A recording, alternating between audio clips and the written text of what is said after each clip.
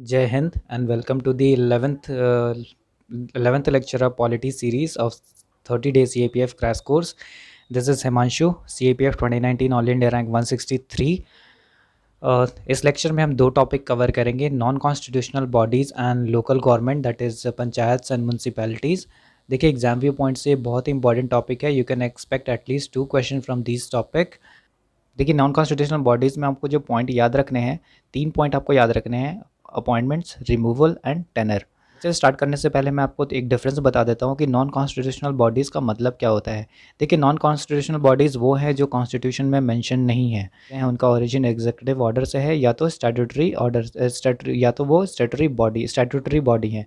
Statutory body का मतलब है कि that has got its origin from act that is enacted by the parliament of India.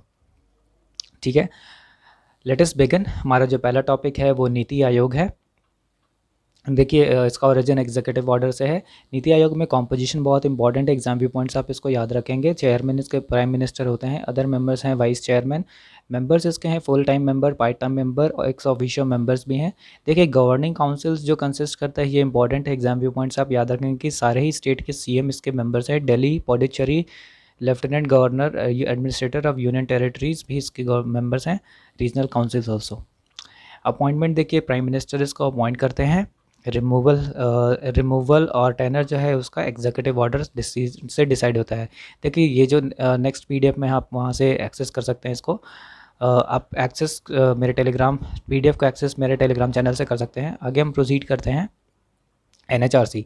देखिए NHRC जो है इसका फॉर्मेशन है ह्यूमन राइट्स एक्ट 1993 से. कॉम्पोजिशन ये मल्टी मेंबर बॉडी है. चेयरमैन के अलावा 4 मेंबर्स हैं. 4 एक्स ऑफिशियो मेंबर्स. देखिए ये एग्जाम व्यू पॉइंट से इंपॉर्टेंट है. इसके मेंबर्स हैं national commission for women, SC ST and minorities. 103 amendment के बाद ओबीसी के भी नेशनल कमीशन फॉर ओबीसीज बन गए हैं. तो आप इसको याद रखेंगे कि जो है 4 की जगह एक और एक्स ऑफिशियो मेंबर्स इसमें ऐड हो गए हैं. एग्जाम व्यू पॉइंट से कि ये इसलिए इंपॉर्टेंट हो जाता है. अपॉइंटमेंट देखिए इनका प्रेसिडेंट करते हैं अपॉइंटमेंट, और 6 मेंबर कमेटी भी होती है जो रिकमेंड करने के लिए, जो कि that is headed by prime minister. और जब मेंबर्स होते हैं speaker of Lok Sabha, deputy chairman Rajya Sabha, leader दोनों हाउस के, लीडर ऑफ अपोजिशन दोनों हाउस के, एंड सेंट्रल होम मिनिस्टर. इसका जो टेनर है एज ऑफ 70 और 5 ईयर्स. इसका देखिए क्या मतलब है कि अगर 5 ईयर्स तक का टेनर होता है एनएचआरसी में, लेकिन अगर 70 ईयर्स से पहले, अगर 70 ईयर्स से पहले तक है तभी. अगर आपका एज 70 हो जाता है 5 ईयर टेनर पूरा होने से, फिर भी आपको इस बॉडी से हटा दिया जाएगा. नेक्स्ट हम बात करते हैं स्टेट ह्यूमन राइट्स कमीशन की. देखिए इसका ओरिजिन भी ह्यूमन राइट्स एक्ट 1993 में है. इसके भी ये भी एक मल्टी मेंबर बॉडी है. चेयरमैन के अलावा 2 और मेंबर होते हैं. इनका अपॉइंटमेंट गवर्नर करता है. टेनर जो है 75 है, 70 एंड 5 है, that is 70 years age and 5 years tenure है. इसको गवर्नर अपॉइंट करते हैं, but it is remove by the president of India. Next हम मूव करते हैं CIC, that is chief information commissioner. देखिए ये बहुत इंपॉर्टेंट कंट्रोवर्सी न्यूज़ में रहा है. ये एग्जाम व्यू पॉइंट से इसलिए बहुत इंपॉर्टेंट जाता है, आप इसको याद रखेंगे. ये इसका ओरिजिन जो है वो आरटीआई एक्ट 2005 से है. मैं आपको रिकमेंड करूंगा कि आरटीआई एक्ट 2005 के कुछ प्रोविजंस को आप पढ़ के जाएं, क्योंकि ये न्यूज़ में काफ़ी रहा है, कंट्रोवर्सी में रहा है. तो you can expect a question from this topic. आगे प्रोसीड करते हैं. देखिए सीआईसी जो है एक मल्टी मेंबर बॉडी है. चीफ इन्फॉर्मेशन कमिश्नर के अलावा 10 और इसमें कमिश्नर्स होते हैं. इनको प्रेसिडेंट अपॉइंट करते हैं. और ये जो कमेटी रिकमेंड करने के लिए आप इसको याद रखेंगे: prime minister, leader of opposition and minister nominated by the prime minister. आप इसको ध्यान रखेंगे इस बॉडी को. जो इसका टेनर है 65 ईयर्स एज या फिर 5 ईयर्स तक. इसको रिमूव करते हैं प्रेसिडेंट. नेक्स्ट हम देखते हैं स्टेट इन्फॉर्मेशन कमिश्नर. इसका ओरिजिन जो है वो भी आरटीआई एक्ट 2005 से है. ये भी एक मल्टी मेंबर बॉडी है. स्टेट चीफ इन्फॉर्मेशन कमिश्नर के अलावा 10 और मेंबर होते हैं. इनको अपॉइंट गवर्नर करते हैं और इनको रिमूव भी गवर्नर करते हैं. इसका टेनर जो है 65 एज तक या फिर 5 साल तक. हम मूव करते हैं. जो नेक्स्ट टॉपिक है वो सीवीसी है, that is chief vigilance commissioner. इसका ओरिजिन जो है वो सीवीसी एक्ट 2003 में आया है. ये भी एक मल्टी मेंबर बॉडी है. ये कंसिस्ट करता है सीवीसी के अलावा 2 और विजिलेंस कमिश्नर को. ये जो अपॉइंटमेंट कमेटी है 3 मेंबर कमेटी है. Prime minister, union home minister और लीडर ऑफ अपोजिशन. जो है वो 65 ईयर्स एज तक या फिर 4 साल का टेनर होता है. इसको they are remove by the president. देखिए नेक्स्ट हम मूव करते हैं. हमारा जो अगला टॉपिक है सीबीआई है. देखिए सीबीआई सीबीआई भी काफ़ी कंट्रोवर्सी में न्यूज़ में रहा है, तो ये एक इम्पॉर्टेंट टॉपिक हो जाता है। देखिए सीबीआई आपको याद रखना है कि ये एक स्टैट्यूटरी बॉडी नहीं है, ये एक executive resolution of home ministry द्वारा बनाया गया है और ये जो पावर डिराइव करता है Delhi special police establishment act 1946 से बनता है। इसमें आप बोलेंगे देख सर आपने तो बोला था कि जो भी एक्ट से बनता है उसको हम स्टैट्यूटरी बॉडी बोलते हैं, लेकिन सीबीआई नॉन स्टैट्यूटरी बॉडी कैसे हुआ? देखिए ये बहुत इंपॉर्टेंट पॉइंट है, आपको ध्यान रखना है, एग्जाम में गिमिक किया जा सकता है।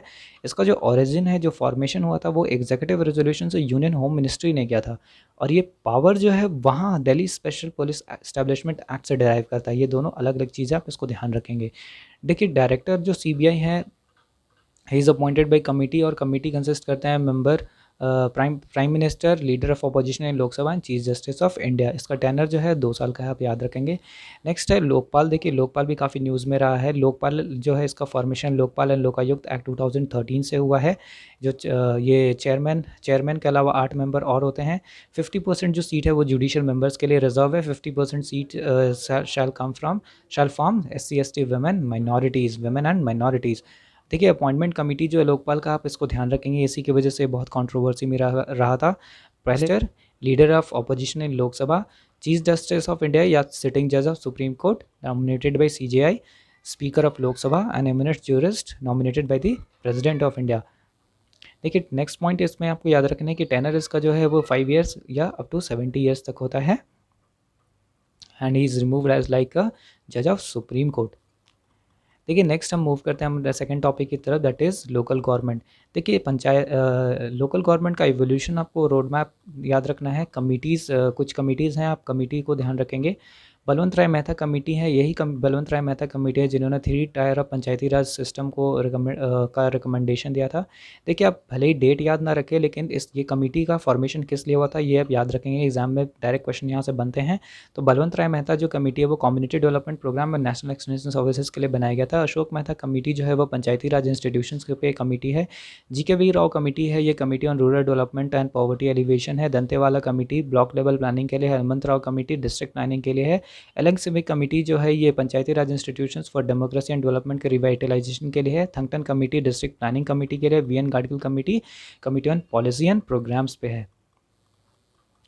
देखिए नेक्स्ट हमारा जो टॉपिक है, नेक्स्ट जो हमारा पॉइंट आपको याद रखना है, ग्राम सभा जो है इसमें जितने भी वोटर्स होते हैं एक विलेज में, सारे ही मेंबर्स होते हैं ग्राम सभा के। यहाँ पे गिमिक करता है exam UPSC।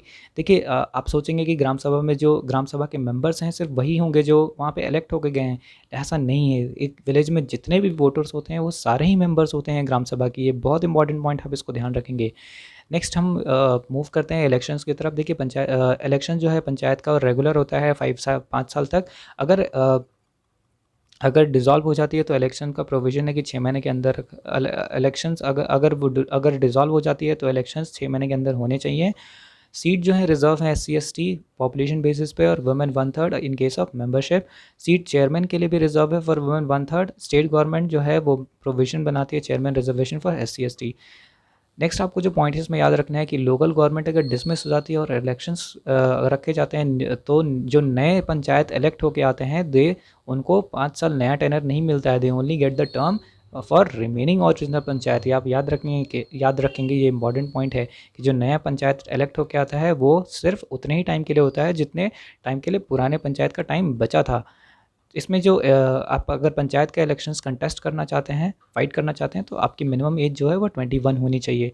State election commission जो है ये कॉन्स्टिट्यूशनल बॉडी है, 243K में आता है। यही इज़ रिस्पॉन्सिबल है पंचायती राज इलेक्शंस को कंडक्ट कराने के लिए और ये सिर्फ एक सिंगल मेंबर है, मल्टी मेंबर नहीं है इलेक्शन कमीशन की तरह। ये जो गवर्नर है ये अपॉइंट करते हैं स्टेट इलेक्शन कमिश्नर और इनका सिक्योरिटी ऑफ टेनर नहीं है जैसे कि होता है election commissioners at the centre. He can be removed like a जज ऑफ हाई कोर्ट। नेक्स्ट हम मूव करते हैं कि 29 सब्जेक्ट्स हैं जिससे पंचायत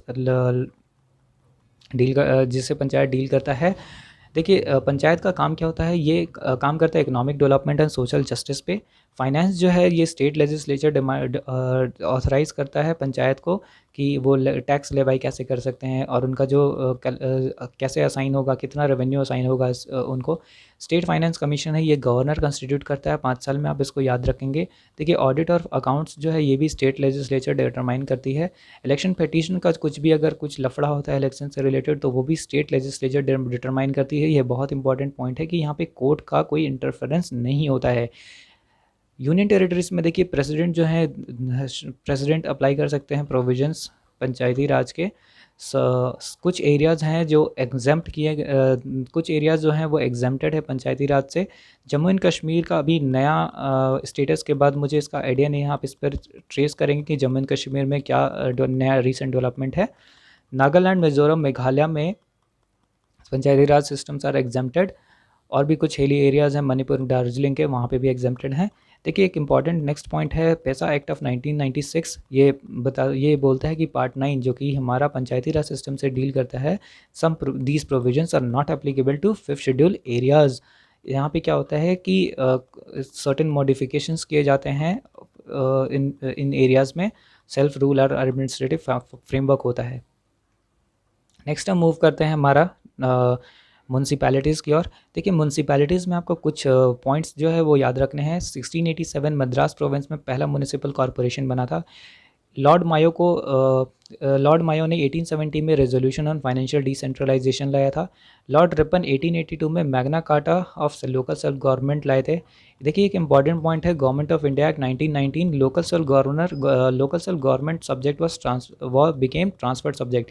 देखिए गवर्नमेंट ऑफ इंडिया एक्ट 1919 के टाइम लॉर्ड कैम्सफोर्ड ने डायरकी इंट्रोड्यूस किया था। डायरकी का मतलब है कि जो भी लिस्ट सिस्टम थे that was divided into two subjects, reserve subject and transfer subject. जैसे जो रिजर्व सब्जेक्ट थे गवर्नर ने जो रिजर्व सब्जेक्ट थे उस पर गवर्नर का अथॉरिटी था, ही वाज हैविंग। बाकी ट्रांसफर सब्जेक्ट थे वहाँ लोग प्रोविंशियल जो गवर्नमेंट थे they could make law on that. आप इसको ध्यान रखेंगे। नेक्स्ट हम मूव करते हैं गवर्नमेंट ऑफ इंडिया 1935 में लोकल गवर्नमेंट था, it became a provincial subject. देखिए कॉन्स्टिट्यूशन ऑफ इंडिया जो है वो बोलता है कि लोकल गवर्नमेंट जो है ये एक स्टेट सब्जेक्ट है। नेक्स्ट पॉइंट है हमारा 3 पॉइंट्स ऑफ म्यूनसिपैलिटीज़ 3 लेवल पे, nagar panchayat, municipal council and municipal corporation. देखिए इलेक्शन कैसे होता है, म्यूनसिपैलिटी जो है इसमें कुछ नॉमिनेटेड मेंबर्स भी होते हैं जो कि डिसाइड स्टेट लेजिस्लेचर करता है। सीट्स इसमें रिजर्व होते हैं SC ST पॉपुलेशन के बेसिस पे, और वुमेन का 1/3 अगर in case they are membership. ये magna carta of reservation for chairman and OBCs are also determined by state legislature. देखिए फंक्शंस की बात करें तो 12th शेड्यूल में 18 फंक्शंस हैं जिससे म्यूनसिपैलिटीज़ डील करता है and they are transferred by state legislature to municipalities. Next topic है देखिए डिस्ट्रिक्ट प्लानिंग कमेटी। देखिए जो आपको याद रखना है डिस्ट्रिक्ट प्लानिंग कमेटी से, that is article 243। Next point, इसमें 4/5 मेंबर जो हैं वो इलेक्टेड होते हैं एंड 1/5 नॉमिनेटेड होते हैं। स्टेट लेजिस्लेचर जो है वो डिटरमाइन करता है mode of election of members of for district planning committee. Next हमारा जो है मेट्रोपॉलिटन प्लानिंग कमेटी। आपको याद रखना है आर्टिकल 243 ZE, ये मेट्रोपॉलिटन प्लानिंग कमेटी से डील करता है। ये इसमें 2/3 मेंबर जो होते हैं वो इलेक्टेड होते हैं, 1/3 नॉमिनेटेड होते हैं, और सारे बाकी प्रोविजंस जो है वो डिस्ट्रिक्ट प्लानिंग कमेटी जैसे सेम ही हैं। नेक्स्ट हमारा central council of local government, इसको constitutional status article 263 by presidential order मिला है। एडवाइजरी बॉडी है हमारा नेक्स्ट पॉइंट। इसमें union minister for urban development जो है वो चेयरमैन होते हैं और local government minister of the states उसके मेंबर्स होते हैं। देखिए टाइप्स ऑफ अर्बन गवर्नमेंट है, इसमें कुछ एक्सप्लेन करने को नहीं है, आप PDF को एक्सेस कर सकते हैं मेरे टेलीग्राम चैनल से और उसको आप रीडिंग दे सकते हैं। एक और PDF है, ये पर्टिकुलरली कमिटीज़ है, बलवंत राय, अशोक, LM सिंघवी, गाडवेल, आप इसको पढ़ सकते हैं, इसमें कुछ एक्सप्लेन करने को ज़्यादा नहीं है। That's all for these lectures. I hope these lectures are making sense to you in your quick revision. Stay tuned for next lecture. Till then, take care. Thank you.